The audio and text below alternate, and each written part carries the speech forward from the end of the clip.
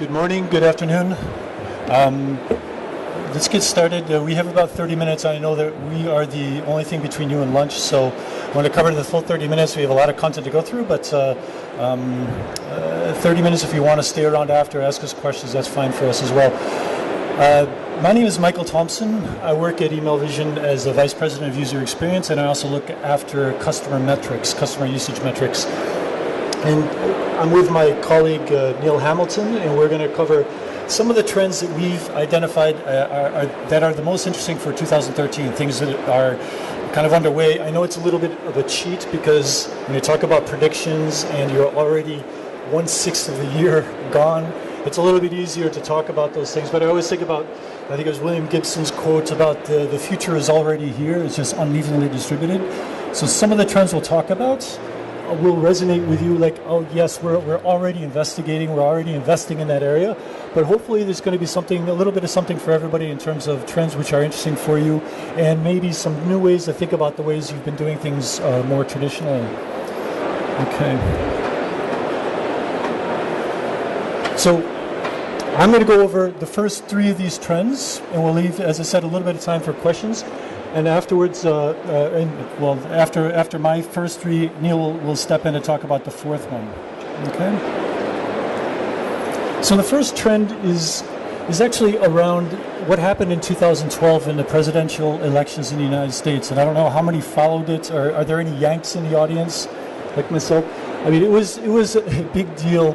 And it's been getting a lot of media coverage, not just because of the election itself, of course, but because of the Obama campaign's very successful use of digital marketing. They actually had one of the most visible and successful uses of digital marketing that any of us have seen. And in fact, we're going to be riding the crest of the wave of the success of their efforts for the next couple of years. Some of the things that they're doing, their segmentation, their call to action, of the $690 million that were raised online through digital marketing efforts, even a large part of that was through email marketing. I mean, that figure is staggering, 690 million. They use best practices for split testing, multivariate testing. They really spent a lot of time optimizing the messages. And what's interesting is that the mainstream media, it's not just industry publications or people in our industry who covered it, but actually mainstream media in the US, for example, there was like morning talk shows where they're usually talking about the latest Academy Award winner, what she or he was wearing on the red carpet. Instead, they were talking about how Obama's campaign used email marketing and digital marketing to such a successful level. They also, the calls to action that they used in their campaigns were very state-of-the-art as well. It wasn't just about let's give money to the campaign, show up to vote on November or whatever. It was really about also organizing in your community. So they had a lot of self-organizing aspects of their campaigns. And this actually was a major part of their success because people really felt connected. So they applied a tremendous amount of best practices to their digital marketing. And the thing is, it was incredibly visible. There are articles in Le Monde in France, an article in The Guardian, of course, New York Times, and there's a great series of articles in Business Week. A couple of articles, I think, in the paper that you can get related to these trends. There's two articles in Business Week which are really phenomenal, going into the detail. And this is mainstream press. This isn't industry organizational rags. This is really mainstream press. So what's really important is that the fact that it's getting a lot of mainstream attention. You have a lot of executives in other lines of business, but in other companies who are saying, look, this is really state of the art. We have to start leveraging things, learning from what the Obama campaign did. So I know everybody in this room, we're all familiar with what we want to do, but what the result of this campaign, the success of this campaign, and the visibility it's created is going to be something that's going to carry on for the next couple of years. We're going to see hopefully increases in budget and increases in resources in our different departments. You see this quote from Eric Schmidt from Google. The article that I love the title. One of the articles I read in Business Week. It said, corporations looking to uncover the Obama secrets or something of the sort, where it's really kind of, oh, this is all new. I know it's not new for us, but the fact that now it's mainstream press, we're going to be able to leverage the kind of visibility of what Obama did in the campaign. So we're already seeing some of the benefits. You can see that this is pretty hot off the press. It's just from February this year. Econsultancy report said that 71% of companies surveyed, business surveyed, will increase their marketing budget, digital marketing budget this year.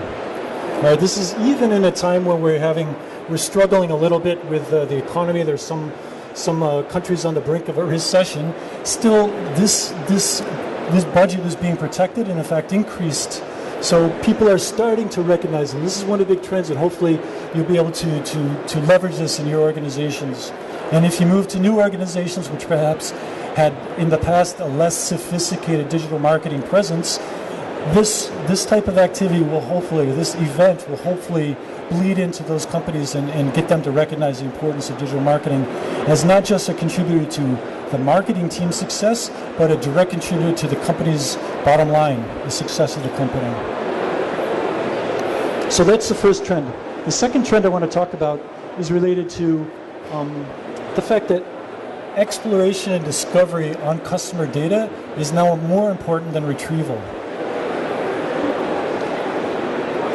So yesterday's, and I know this still happens, and there's a perfect need for this type of segmentation, but this in the past has happened too much, and people are starting to change the way that they're doing things. So instead of in the past creating campaigns targeting like who's clicked on the last campaign, who's bought product X, subscribed to newsletter Y, who should we target, who's new to the database. So these questions are very reactionary. They're very kind of linear. You pull the data out and you create a campaign specific to that segment. And very often this is driven by management, by inventory, by whatever. So it's very tactical. It's a very tactical way of defining the campaigns that you're running. What we're seeing, however, is that more and more companies are taking a more strategic, a more high-level approach to the questions that they're asking on top of their customer data. So you can see some of the questions, who are the highest revenue customers? Who generates the most profit? Not revenue, but profit. What impacts customer lifetime value? What defines a potential high-value customer? These are types of questions that inherently they require kind of an iterative approach to uncovering what the results are. And with the results, it's not just one answer, one segment. It actually leads to a whole campaign strategy. So these are the types of things that lead to a deeper set of thoughts around exactly who are you going to be targeting, how are you going to target them, and planning the campaign for the year. Okay? So this is definitely something that we're seeing strongly in our customer base, but we're reading more and more about it, especially with the fact that big data is so prevalent and becoming more and more important, even for mid-sized organizations. People have access to digital information. They have access to information about their customers, and they need to be able to ask these types of questions. So the third trend I want to talk about relates more to the fact that it's kind of a caveat to the second trend. Do you think that the importance of being able to ask those higher level questions and navigate your customer data, explore and then discover new insights about your customer data, if you think that's important, what can happen in organizations, and I've seen this before. I came from the business intelligence domain. I was working for about 10 years in business intelligence. It's the same effect that we saw there. As people have access to analytical tools, they start to become overwhelmed. You very quickly start to see people who are not necessarily ready to kind of dive in and swim and navigate inside the data. So people become overwhelmed. And I think about this quote from Herb Simon, which 40 some odd years ago was very prescient. A wealth of information creates a poverty of attention. If you have access to all this information through the digital tools, if you have big data and suddenly you have access to all these sources that you haven't had access to before, you have to be careful about making sure you still focus on the right things, because you can have just too much noise in your organization, in in your data for you to really uncover what is the most important and salient information. Okay. So I just want to step you very quickly through an example. This is from research that we did on how business users are using analytics in their workplace. So it wasn't respective to any particular tool, but what we did is we said, show us how you're using tables and charts and whatever to make decisions. We wanted to understand what is kind of the level of sophistication that people have, your regular marketing users, digital marketing users, in terms of being able to make sense of data. So this came from, the example is from an online grocery store. And the person who is using this table said, I want to help product owners who want to put their products on sale on our company website. We have a sales page every week. We're going to introduce a new product that's 20% off or 10% off. We want to tell them how much they should prepare for the bump that they're going to get from being on the web page that's for sale. So what this person did is to take historic sales for all the different products that had been on sale on this company sales web page. They took an average of the last 3 weeks of sales, and they looked at, okay, historically, when it was on that page, what was the bump? What was the increase in unit sales for that particular product? And then had this really nice little percentage increase column here where they did a simple calculation. A relatively straightforward problem. When we were looking through this, we saw that there are lots of problems with the way the person was thinking about this analytic, the way the person was thinking about how this could help them derive decisions. First of all, if you remember your descriptive statistics from high school or whatever, wherever, you don't typically want to put an average on top of a ratio. You want to be able to weight it with the number of units sold across that. It's a very simple mistake, but imagine if he's going to the product owners and saying, hey, you have to double your inventory to be prepared for the sale on the page. There are a bunch of other mistakes in here. None of them really significant, but it just shows you that people sometimes have difficulty. Even very intelligent, highly educated, experienced people will have problems navigating data and making sense of data. So huge variability among two of the numbers. Is an average the right metric to use there? There's also some idiosyncratic events, like this might have been on sale on the 4th of July in the States, so why is it would have gone up anyway. So there was an event associated with it, unlike the other ones. So it required a little bit of deeper thought that this person was putting into it. All is not lost. There is, what we're seeing is an emergence of a best trend, a best practice for training. And there are three real components to the companies that are invested in training regarding the use of analytics. The first is, absolutely, they have to understand the tool and how it works, the features and functions. But secondly, the training has to happen on the customer's data. You can't train on abstract data that's demo data from the company that's providing the analytics, or you can't train in a generic course. You have to train people on their customer data, their customers, their user data. The third aspect is around workflows, helping people think analytically. So it's not just here's how you use this calculation, here's how you create a Venn diagram, but it's actually telling them when to create a Venn diagram. How does that help me answer that question that we were talking about in the previous slide around which are the most profitable customers? What is the best way to attack those types of questions? This should be part of the training. And more companies that have started releasing analytics and analytical tools to the digital marketing teams are starting to recognize that this is actually really important. Another aspect, I should put a fourth bullet point on there, that is not just about training once and then forget about it, hope it sticks. Repeat training classes are really important. Making sure people can brush up on their skills over time. I've seen some companies that have done some really interesting things around having peer reviews of the analytics that certain employees are generating. There's no mistake about it. Data and exploration and discovery are really important part of being successful at digital marketing, but training is actually a real key to being able to do that successfully. Okay. So I covered three trends. So I talked about the visibility of digital marketing through the Obama campaign success. I talked about exploration and discovery, the fact that exploration is really key to being able to make strategic impact with your customer data. and investments in analytics training. I want to pass over to my colleague Neil, who introduced himself and take it through the last topic. Thank you.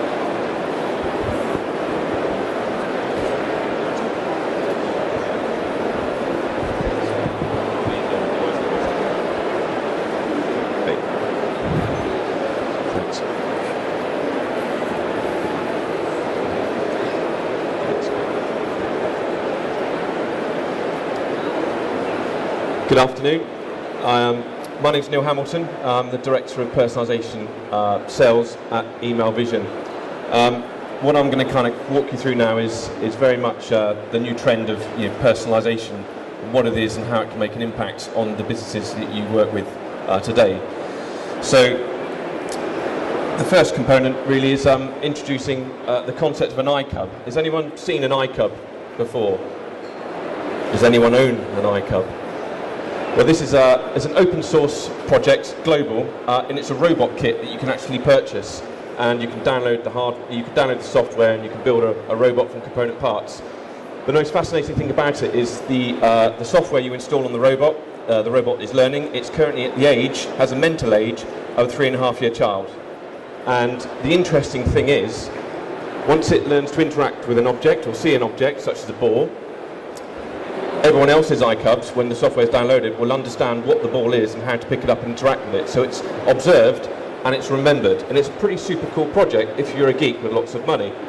But it does encapsulate the essence of personalization and the whole subject around this in marketing, which is personalization is about giving your digital things, such as websites, mobile apps and email campaigns, an element of interaction and the ability to connect personally, one-to-one, with your individual, so not segmenting to a broad group of individuals, but segmenting the conversation to the individual, the object, to get people to click more, to buy more, and generally interact with your brand a lot more. So personalization, there's a lot of clever predictive analytics and algorithms and business rules in the background, but really the word to focus on is person. The reason this is a hot trend right now is because people have put things like recommendations on their websites, they've got smarter segmentation tools, but all these things take manual work to put together and organise. So real-time personalisation is now on trend effectively, and we're going to see a lot more of this over the next couple of years out of all the different vendors in this space specifically. So it's about building some smart, intelligent, automated capabilities into your marketing and hopefully freeing up your time to do more analytical things, as Michael pointed out.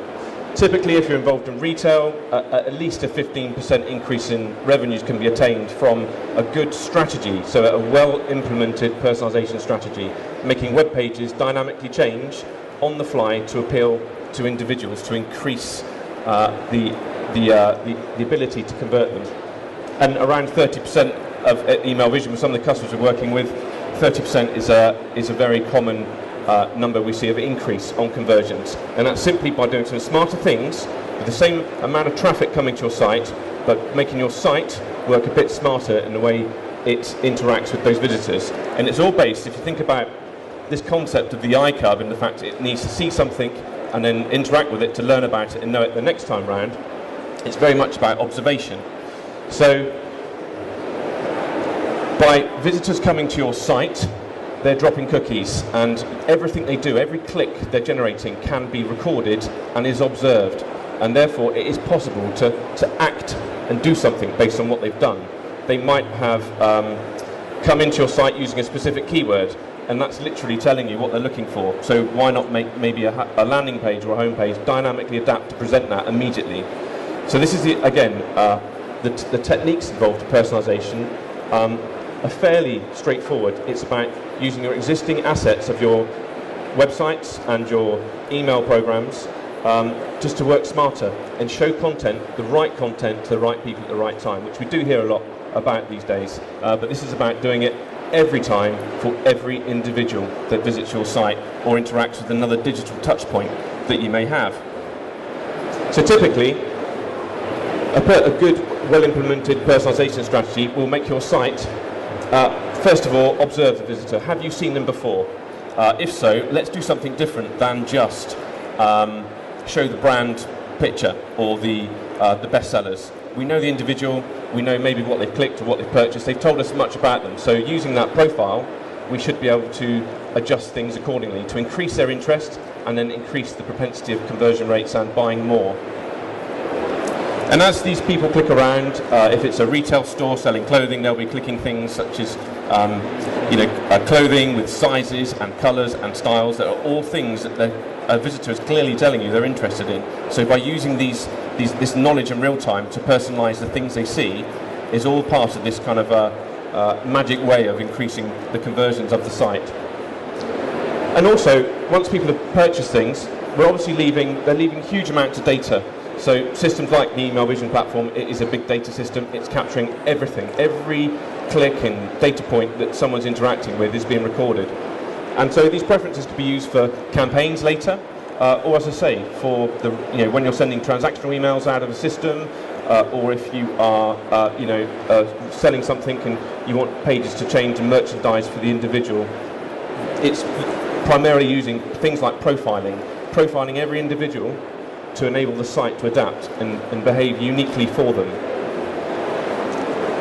So we have different types of preferences that people are telling us, and then other important factors. What devices are they using? It's common known now that people using Apple spend more. I think studies were recently done with one of the big hotel online booking systems showing that people who own Macs generally purchase more expensive hotel rooms. So again, by identifying the device connecting might be a good reason for maybe altering the content that someone's presenting, not just graphically, so we're transforming pages because it's an iPhone versus a tablet, but the actual content of the pages because of the nature of who they are. And where they are, if you have location available to you within your marketing, again, a really important factor. Things could have changed. So typically with a retailer store, if we know the geographical location of someone, then the phone numbers and the things that they might want to be presented in and amongst the assets on the web pages should maybe showing localized things related to the individual where they are. So there's lots of things we can do and lots of things you can do to adapt content using all this different data that if you are the end customer, you've got tons of amazing data that you can leverage to kind of make these automated experiences and generally just drive more revenue, but once you set all this automation up. And then when people are clicking through stores, more information they're giving you is where they are right now. Are they in the checkout or are they on a search page? Depending on what they're doing and the context of what they're doing, again, things can be adapted. We should be considering why not adapt content to be presented in a specific fashion based on what they're trying to do. Search is an obvious area where people are searching for something, and if they've already told you what they're looking for on their arrival through their keywords from Google, for example, then your search results could be skewed to show something relatively relevant to them rather than just the spurious general search results coming back.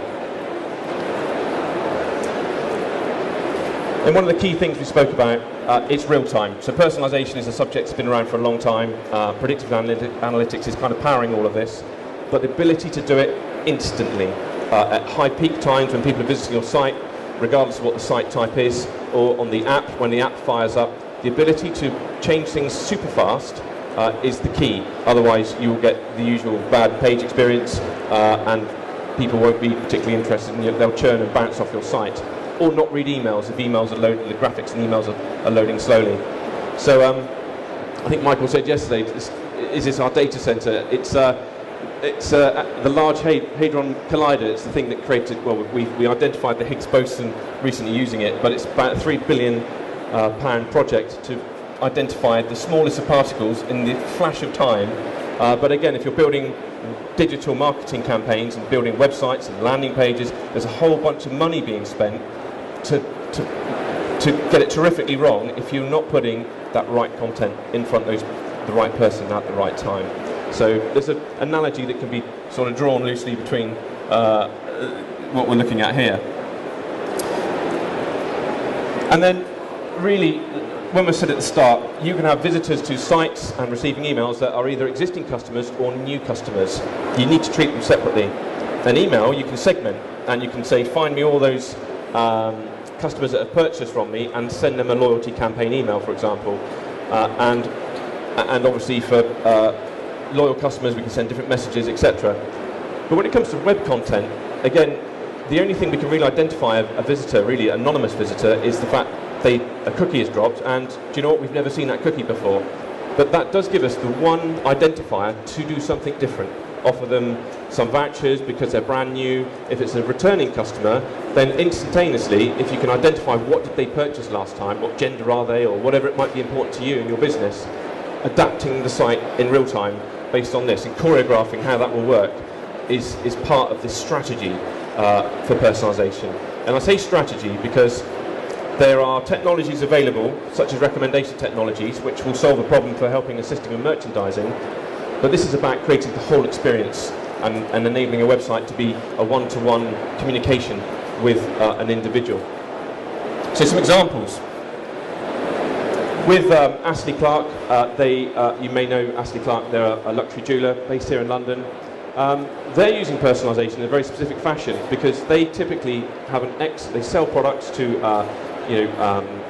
mostly women, but you make an appointment and you go and meet with their personal shopper, and the personal shopper will have a chat with you and get a feel for what you might like, what you do, and then start talking to you about the jewellery you're interested in. So their brief to us effectively was, I need to somehow encapsulate my personal shopper in every web visit. So how do we do this? So again, by observing what the visitor's doing, they might come in looking for search keyword, diamond earring, something like this. Straight away, we know what we should be showing them. So different parts of the Astley Clark page, the website, is adapting based on the information it's learning in real time from the visitor. And typically here, things like you may also like, we see it all the time. But here, rather than just being essentially a 1.0 recommendation tool powering the recommendations in here, we're actually doing things in real time, observing the price point of the things the visitor's looking at, observing the precious metal type that they're looking at, and then looking at the gemstones they're looking at, and in real time deciding what are the best products to present here based on the click stream and the data collected from that individual. And as the longer they spend on the site, the more that profile's building, and therefore the more targeted your content could become. And it's not just retail. Publishers, my analogy would be if you walk into a library and ask the assistant to find a book or something, again, you can sift through all that data relatively quickly by observing or asking some questions, if you like, of the individuals before they arrive at the library in a publisher scenario. And then here's an example of a project we're working with. Again, it's content, Facebook gaming content, adapting on the fly based on your Facebook activity. So again, it's social information can be driving why you see things, because you might have lots of friends, you might see multiplayer games with more options for many players, for example. So again, just moving the thought process away from just pure retail for the way we personalise content in real time. And Amazon are the classic. Everyone, certainly our sales force will be out always using Amazon as a great analogy. Phenomenal results last year from Amazon in terms of the jump in their revenue, full stop. They're obviously growing fast anyway, but CNN, and there's been a number of reports on this, CNN have published a short report, if you wish, to say arguably it's because of the introduction of more smarter recommendation algorithms and personalisation within the whole Amazon experience, from the time you arrive to the emails you receive, has been a big driver and a big factor to why they are so significantly successful using personalisation. And we heard somewhere that, I think about a previous quote, around 30% of their revenue can be attributed to dynamically altered content, to personalised content for each individual. And they get it wrong sometimes, but the tools are getting smarter for how you can leverage this. But interestingly, almost 10 years ago, over 10 years ago, Jeff Bezos said, I've got 6.2 million customers back then. My vision is I want 6.2 million stores. And again, that for me encapsulates everything we're trying to do with this personalisation subject, using predictive analytics to automate your digital marketing experiences to be really relevant for individuals. I recently received a holiday brochure, and in the front of the brochure it said, "Dear Neil, here's your latest brochure, and here's some holidays you might be interested in." And so they were using a personalisation engine to not just adapt the web page, but also, and the emails I received, but they're taking it into digital print, asking the engine some questions. What things shall I print on this front cover of my digital print, because it's still relevant, to make it engaging for the individual. So it's multi-channel, and again, if you're involved in multi-channel digital marketing, you should be thinking across the board about how we change the way we interact with our customers. There's a lady at the back there waving. Ultimately, by automating all of this, you get some more free time, so you can then go off and do further analysis, segmentation, and ultimately focus on new areas of marketing as well, rather than the manual work involved with all heavy segmentation and trying to target individuals and groups. So a pretty broad, personalisation is a broad subject. It is often best discussed individually with different people based on what you might be thinking, what you might sell, what you might do.